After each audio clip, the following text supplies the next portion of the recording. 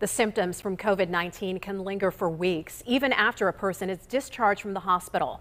But what happens next in those days after the doctor decides to send someone home? Megan Schiller joins us live after talking with one local man who says he's home, but still fighting to feel better. Megan. Kim, we're here outside one local hospital. You can hear the helicopter taking off behind me. And we spent so much time talking about what lands someone in the hospital or the emergency room with COVID.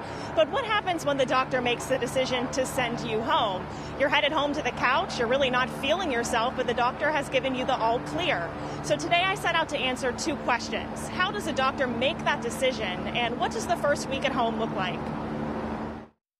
Every day feels a little better for most recovering from COVID-19. I was discharged about a week and a half ago, and really just the only side effects I've had is shortness of breath and low oxygen levels. Guy Leonard wound up at Butler Memorial Hospital for 2 weeks on oxygen. His wife and daughter also tested positive, but didn't feel nearly as bad. I'm not quite better yet. I'm still on the oxygen at night, and I'm still taking treatments during the day and follow up, of course, but I still have shortness of breath, and which seems to be lingering on for an awful long time. His doctors made the decision to send him home. But what factors did they consider? Well, there's a couple of things, and some of them are very obvious. Is the patient getting better? That's the first question you're going to ask.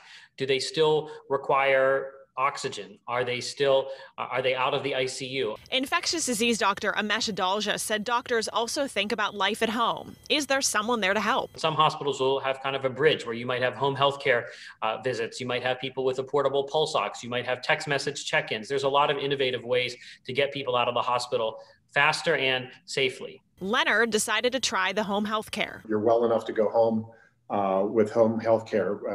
We have a visiting nurse. He had set everything up where I had oxygen here at my home. And he wants to offer this advice to anyone hesitant to seek help. Actually, the night before I went, I stayed up most of the night because I was afraid that I would stop breathing.